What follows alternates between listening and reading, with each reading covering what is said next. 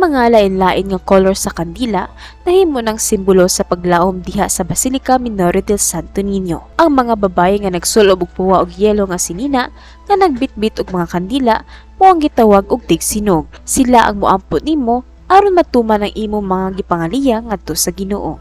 Ang mga kandila adunay lahi-lahi nga color ug lahi-lahi isab ang intentions niini. Ang puwa nga kandila alang kang Señor Santo Niño, ang blue kang Mama Mary, ang pink para good health, ang green para sa trabaho ug negosyo, ug ang yellow para sa kalinaw sa pagpuyo. Kanang mga tao sa mua, kanang gusto sila kanang magpasinulog, mangayo sila o kanang pag-ampo sa Senior Santo Niño nga gusto sila maayo, kanang sila ipangayoon, kanang mag-take sila board exam, amo ni ampo, ang kayuhan sa mga sakit, labi na katong nanginanglan sa pinansyal, labi na sa good health nga ilagi ha pangayo sa Senior Santo Niño, among gina-worship, among gipangayo sa Senior Santo Niño nga sila ang maghahatag og kanang kusog labi na sa kaayuhan, kompletong kaayuhan, ma'am.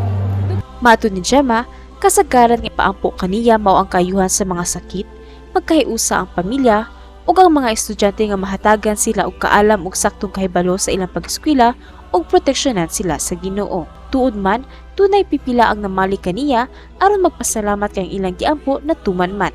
Oo, nagpasalamat sila sa natubag ang ilang mga gipangayo. So daghan-daghan na Oo, gyud, ma'am. dagan na ma'am. Kanang magbiyahe, mag-travel, padulong sa lain nasod, na may mga sakit, mabalik sa Samua.